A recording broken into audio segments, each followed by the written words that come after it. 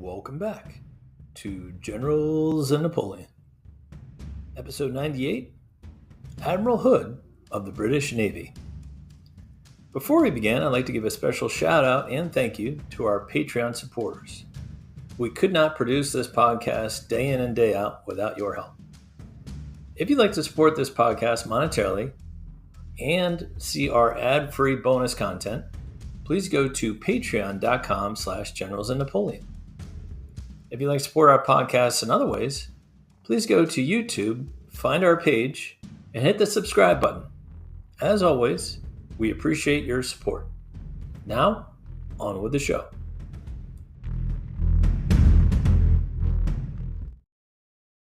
Welcome back to Generals and Napoleon. We have a very honored guest joining the line. We have the great Oliver Webb Carter. How are you, sir? John, it's great to be on. You probably say that about all your guests, but thank you. No. I'm glad you're on the line again. And for those listeners who don't know Ollie, he has a wonderful podcast called Aspects of History. Could you tell my listeners a bit about that podcast and what goes on there? Yes, of course. It's a podcast that's dedicated to history, like yours is, but we take slightly, as the name suggests, aspects of history. We cover everything from the ancient world all the way up to the relatively recent past. We also occasionally speak to historical fiction authors as well.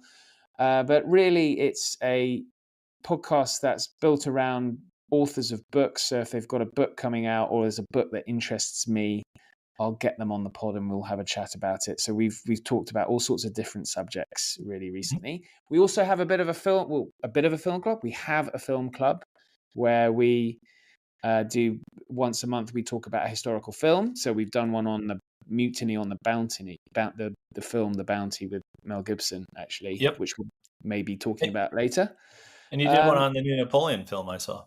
Yeah, we did. And then I had a chat with, I think you've had Adam Zamoyski on. Yep. Great guest. Yep. Yeah. So I talked about the film Napoleon with Adam, and he didn't have much time for it. Totally understood.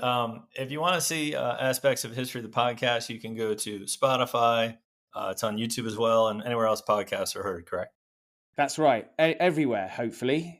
Yep. And there's some new content there, some D-Day content that I think my listeners would enjoy too. It's really doing well and getting a lot of downloads. Yeah, it's been weird. I've been sort of hitting my computer going, are you sure the numbers are right there? But yeah, D-Day's been great. We did D-Day Pegasus Bridge, D-Day the SAS, and then we did D-Day the Operation Overlord. And then for our film club, we did The Longest Day. Well, who are we going to talk about today? And we're going to dovetail him into the end of our discussion. Who are we discussing today? We are talking Samuel Hood, the first Viscount Hood. Okay. And you are sort of related to him, correct? I am I'm pretty sure I've got this right. I am a direct descendant of Samuel Hood. My grandmother was called Rosemary Hood. And so she could trace her parentage back to Samuel Viscount Hood.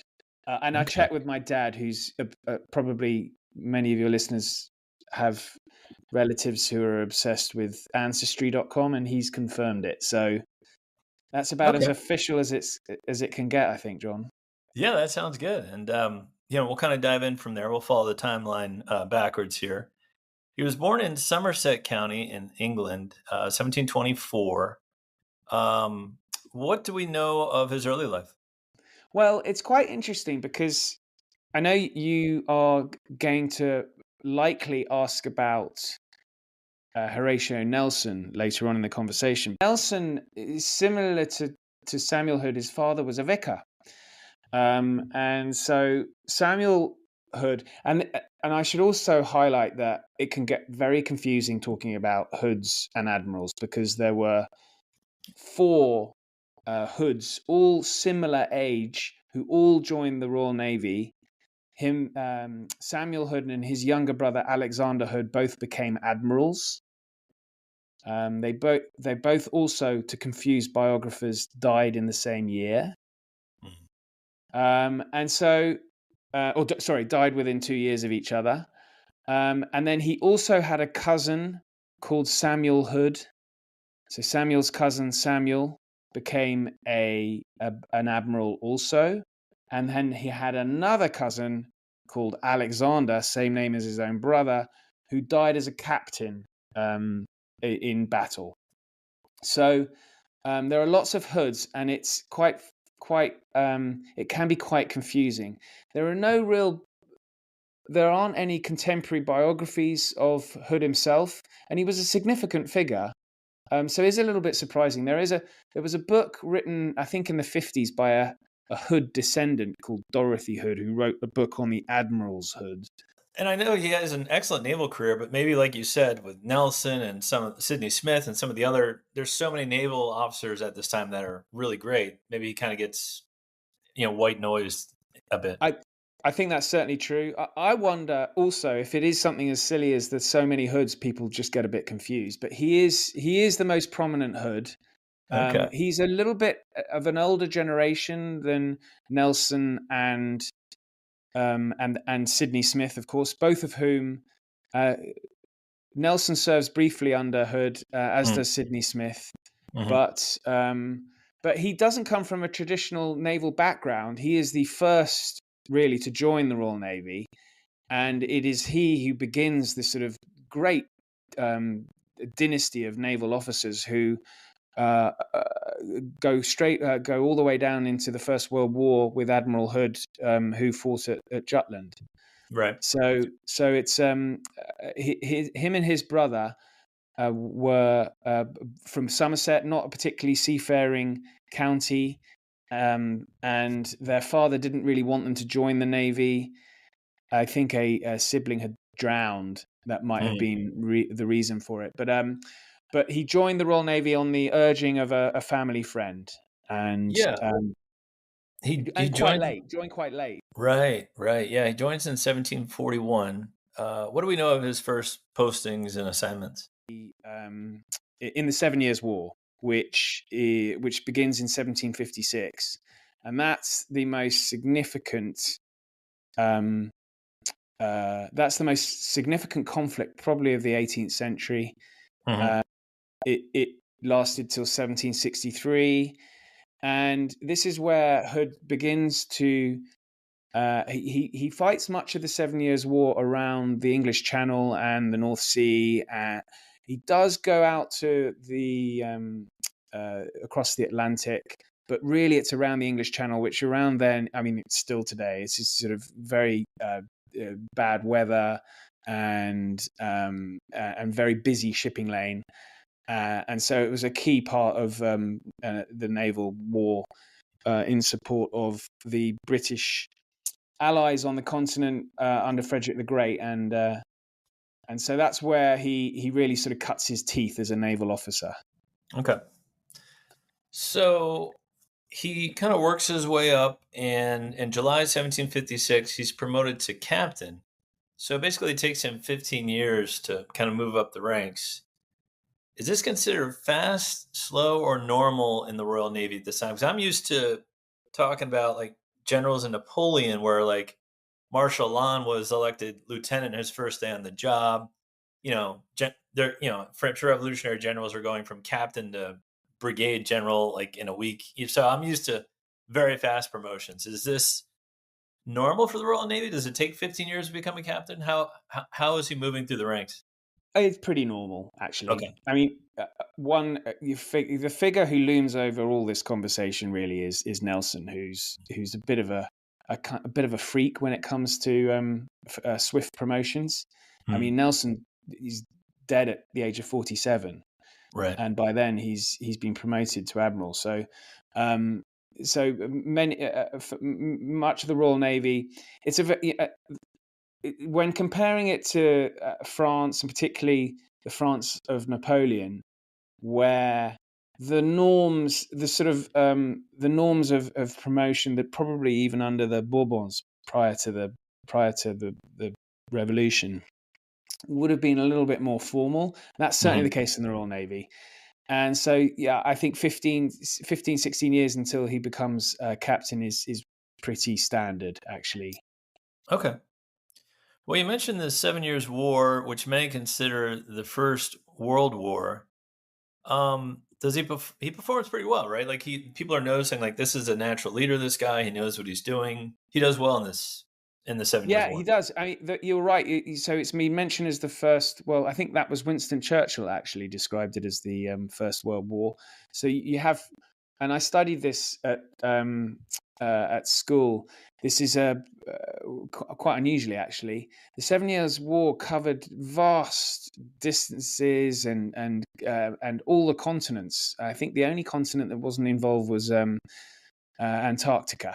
So there's fighting in India. There's fighting. There's the odd involvement in quite a bit actually in Africa, and then South Central and North America. Yes, so that's really a kind of lays the groundwork for future Revolutionary War, which is where Hood really makes his name during the French Revolution, during the American Revolution. But but fighting in the 7 Years' War, as I mentioned, he predominantly based around the south coast of England, along the English Channel, and ensuring shipping lanes are maintained so that Britain's trade, is unmolested, which by the French, which is really the kind of driving force behind much of the Royal Navy's involvement in fighting. Really, is to preserve Britain's trading supremacy. Right. Deciding which credit card or loan is right for you is like trying to choose where you want to eat for dinner. Except when you finally get to the restaurant, the menu's riddled with jargon that no average foodie could understand. So at Credit Karma, we keep things simple. We show you personalized recommendations that align with your money goals and help you turn the confusing fine print into terms you can actually understand. And as a cherry on top, we provide a detailed overview for a new card or loan before you apply. That way, we can help you make decisions faster and with more confidence. Download Intuit Credit Karma today to get started. Moving along the story, in 1778, he receives the title of baronet, which I believe is a noble title, and serves in the American War of Independence. But it seems the war isn't very popular with everyone in the British Navy. What is Hood's role in this war? Well, so the Royal Navy during the American Revolutionary War was actually, they had a very good Revolutionary War.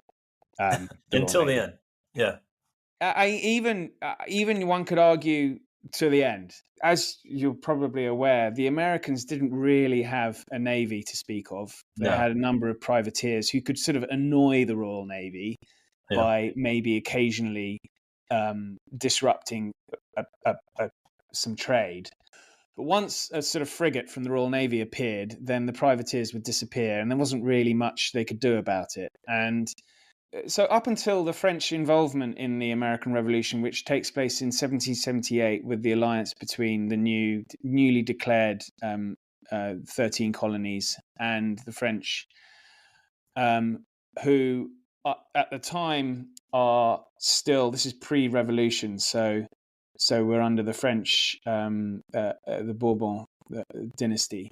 And that's where things do slightly take a different turn for the Royal Navy. There are a number of engagements that Hood is involved in. Probably, predominantly, the most famous one that we should probably talk about is towards the end of the Revolutionary War, 1781. Yep. And this is the Battle of Chesapeake Bay. And so, with this battle, it's quite interesting actually. So, the Royal Navy is the fleet sailing up and down the eastern seaboard of the United States was really there to provide support for the army, and in particular in 1781, Cornwallis is looking to evacuate from Yorktown, and so the plan that the Royal Navy had under Admiral Thomas Graves, and Hood was his second in command, was to sail from New York. Graves appears in New York with only about 5 ships, I think it was, and unites with Hood's 14 ship. So they head to Yorktown, Yep. where Cornwallis is really making a hash of fighting the revolutionaries, and so needs to be evacuated. And so this is where the French appear under the Comte de Grasse, a French aristocrat in charge of the French the navy, to disrupt this plan. And what happens is really it's a kind of classic 18th century battle, in that it ends with a victory for the French, but it's not a particularly decisive victory. For much of the 18th century, naval doctrine was really, I mean, the sail ships, so they're reliant on the wind, and so what would happen was you would get two fleets who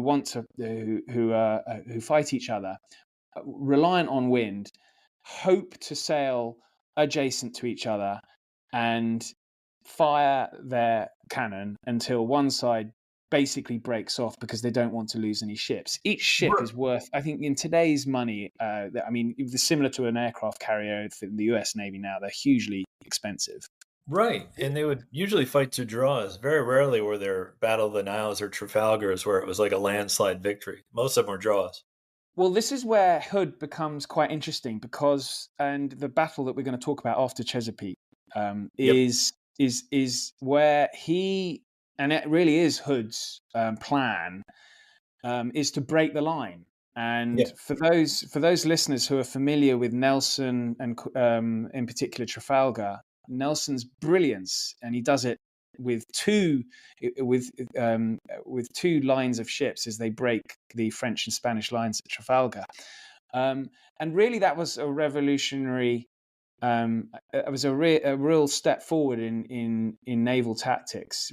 As I said, much of the 18th century, they didn't really have. You would be lucky to capture one or two ships from your opponent, because they would break off and depart if things were looking a bit dicey. Basically, that's what happens at Chesapeake. The French do defeat the Royal Navy, but Graves and Hood elect to depart and head to New York and lick their wounds there. New York, which was a loyal city throughout the American Revolution. And that oddly seals the final victory for the Americans. But in 1782, in an odd twist of fate, Hood and Admiral Rodney defeat de Grasse in a battle in the West Indies and captures the French captain and brings him to England as a prisoner. So talk about a feeling of redemption for Hood, right? He not lost, but he had to draw off in 1780. To come back 2 years later to beat the same guy is pretty incredible. Yeah, well, I think it's fair to say Chesapeake was a defeat, but it wasn't a catastrophic one.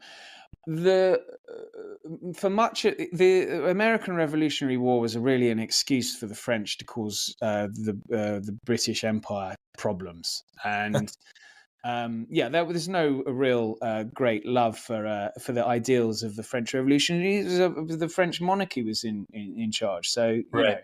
And where do you do that best? You do it in the West Indies, where British interests are sugar and other crops, but predominantly sugar. And I think it was Jamaica was the real cash cow for the British Empire at the time.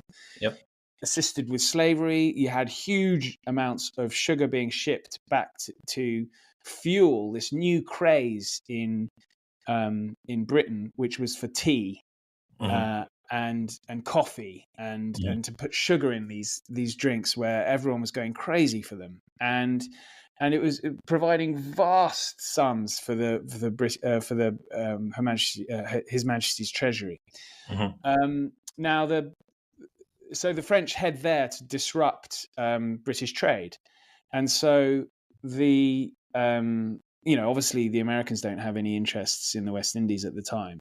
And so the battle that we're talking about is the Battle of the Saints, so named after the West Indian islands, St. Kitts and St. Nevis. So Admiral Rodney, Rodney had been a bit of a mentor to Hood. Hood was a midshipman under Rodney when in the War of Austrian Succession. But Rodney took ill and had to go back to England, then returned. Hood was the mainstay of that fleet when he during this time, and in 1782, the two fleets under de Grasse and Hood / Rodney.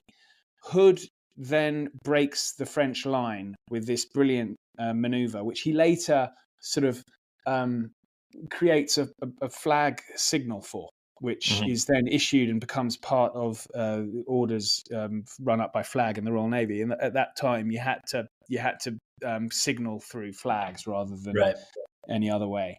And so, yes, I think 5 ships are captured or destroyed, which is a crushing defeat for the French. And yes, you're absolutely right. De Grasse returns to England. He has an audience with George III, and is involved in the Treaty of Paris when the two sides, the newly formed United States, make peace with the British Empire. Yeah, that's an interesting turn of events, and another interesting turn of events. We kind of previewed it earlier. Hood around this time becomes sort of a mentor for Horatio Nelson, who goes on to become the most famous commander probably in naval history for Britain. What do we know about their dynamic? Can he fully take? I guess he can't take credit for anyone's career fully, but he at least steers Nelson in the right direction.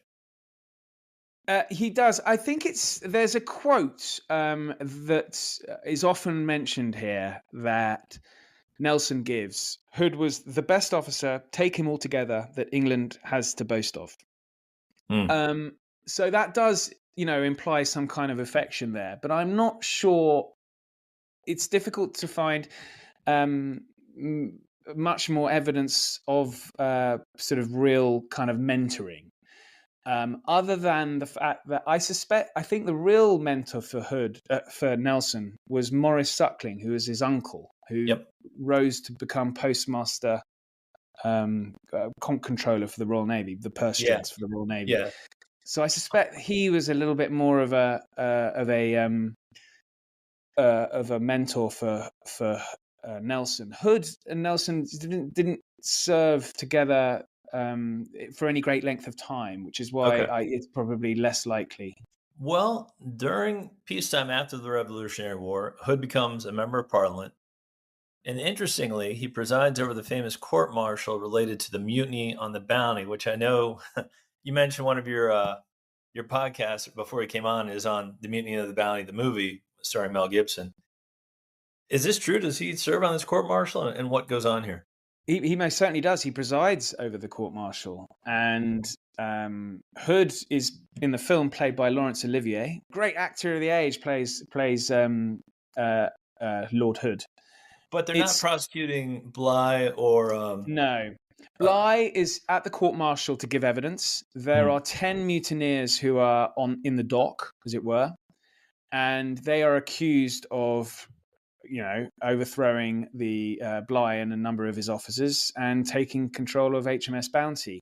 And as we mentioned before, this was a big deal for the Royal Navy. These ships were hugely expensive.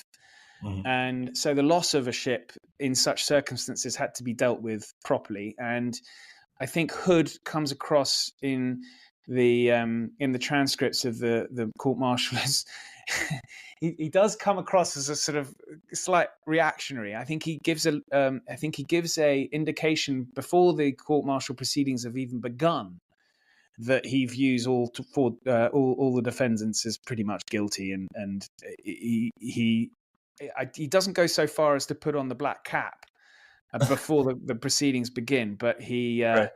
I think it's pretty certain that if they are found guilty, then Hood will not be merciful. And I think some of them are hung, but not all of them. They're all found guilty, I think. But yes, 6 are hanged from the yardarm of a Royal Navy vessel for a let go. Well, getting back to our timeline, in 1793, following the outbreak of the French Revolutionary Wars, Hood becomes commander of the Mediterranean fleet.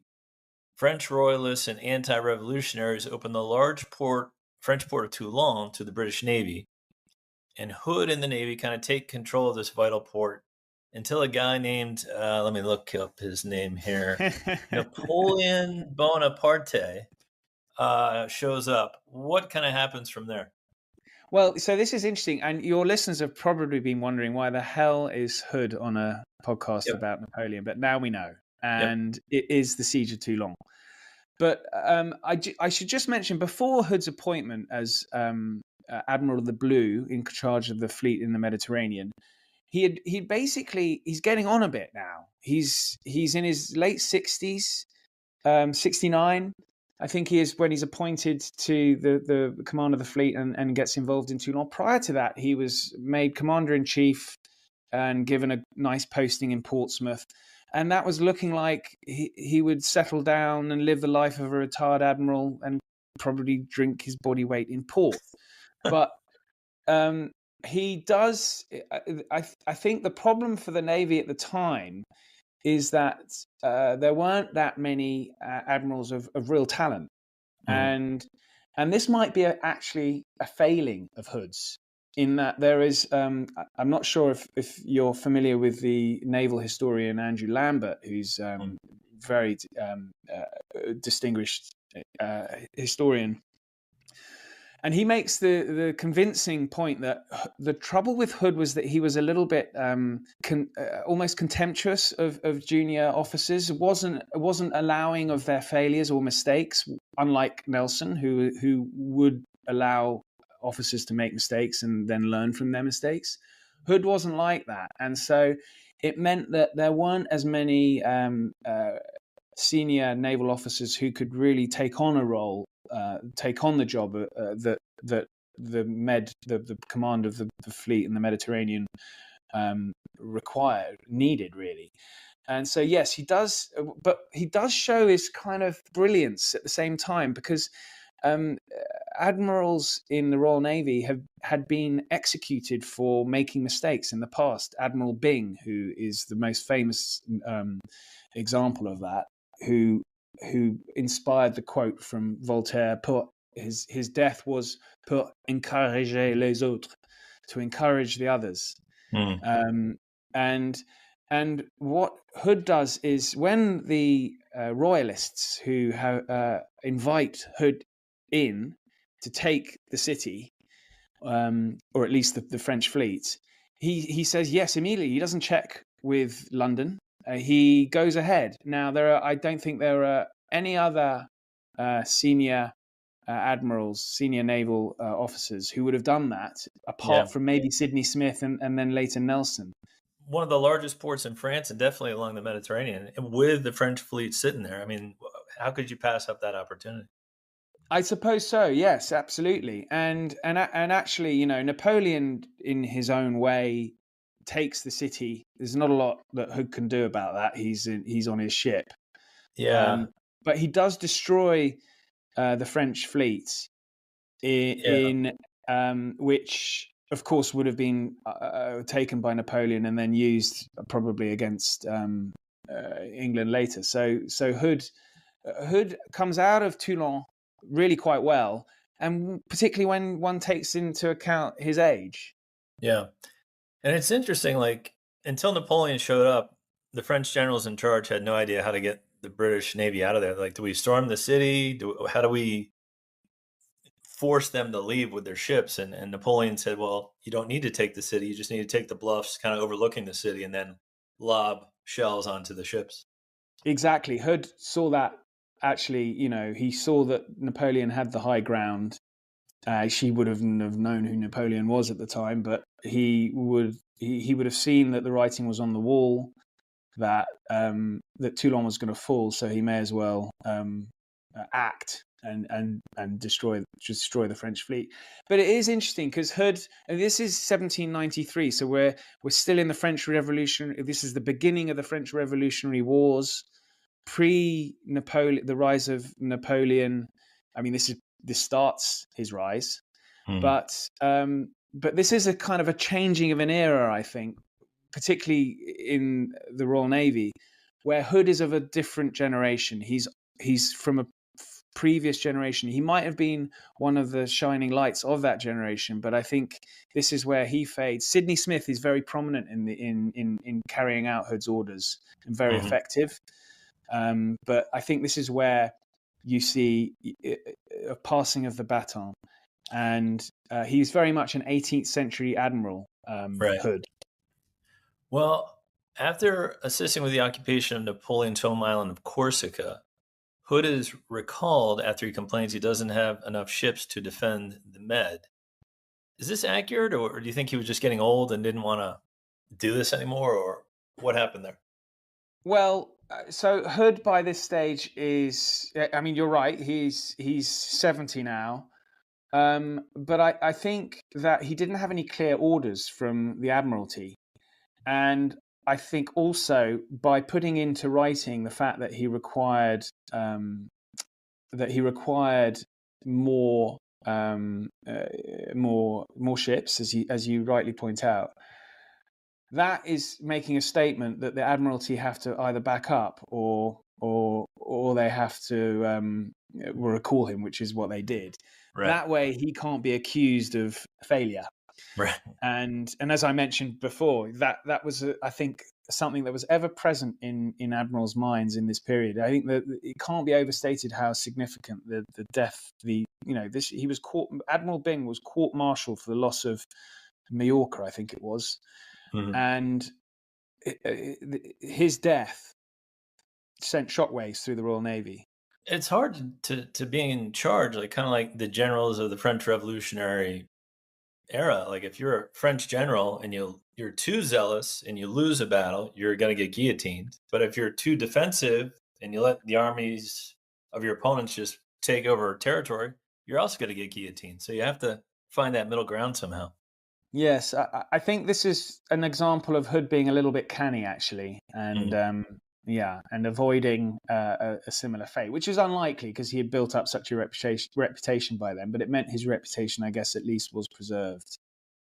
Well, what were his later years like? I know he got married and he had a son. Well, I mean, he then sort of, I think he's raised to the Irish peerage and lives the life of a retired admiral. He is actually, you've all heard of Nelson's column, I'm sure. Hood has his own column in Somerset. Okay. Yes. All right. It's 300. It's 33 meters in height, over 115 feet. That is in American, I think. On top is a ship with say 4 ships. I think the ships that he served in. There's no actual statue of him, unlike Nelson's column, but there is a column nonetheless for Hood. Okay.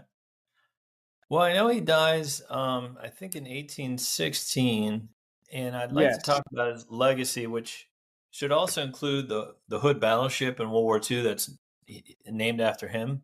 But what do you think his legacy is as an admiral? Because he was in service a long time. Well, I think he had been quite. I mentioned, rather than a mentor for Nelson, probably quite inspirational for Nelson, particularly that breaking of the line maneuver. I think the other thing that I think one of his legacies was probably more negative, and I've mentioned it, is he didn't really encourage too many of the next generation, wasn't very good at delegating, and so therefore is not. There are as well as Nelson, I think Fremantle was another of his officers who did rise to the top, but there were other naval officers who were less good, but were encouraged by Hood, but they didn't have the talent that Nelson and Fremantle had. So I think that was probably a weakness of his. But he shifted the Royal Navy from the 18th century into the 19th by their actions in the West Indies, and I think the Toulon escapade preserved Royal Navy supremacy in the Mediterranean for the near future. Yeah, it's interesting you point that out, that he didn't allow a lot of independent thought in his subordinates, because Napoleon gets the same critique. Like they were supposed to just follow his orders to the letter. But when you do that, you kind of inhibit the growth and learning of your subordinates. Like, how are they supposed to become better independent commanders if you don't let them do anything independently? So that's an interesting gripe on Hood. Yeah, I mean, I think it's difficult to come out of uh, historians' assessments with a particularly brilliant reputation. I mean, Nelson sort of he overshadows every naval officer, certainly after his death. Yeah. But his actions in Naples leave a lot to be desired. Yeah, Yep. um, and and so important not to big up Admiral Hood, my ancestor, too much. He wasn't perfect. Well, let's talk about the Hood battleship, who he's named after, and this will kind of dovetail nicely into your D-Day podcast. The ship was laid down, I believe, in World War One, and I think it was involved at Jutland. And then what happened to the battleship? It was for 20 years, I think, the largest warship in the world. Yeah, it was a massive warship. It built in 1916, or began to be built in 1916, but it took 2 years to build. Mm. So it only set sail in August 1918. So by then, there's only a couple of months to go. So it didn't take part in the Battle of Jutland, but Admiral Hood, who was a descendant of Samuel Hood, did take part in the Battle of Jutland and was killed. Okay. And then, yes, the Hood was then at the time, I think, the largest battleship in the world. But by World War II, it's then sort of it's beginning to show its age, and it's sunk in 1941 in and around Denmark, not far actually from Jutland. Interestingly, involved in the Bismarck pursuit, right?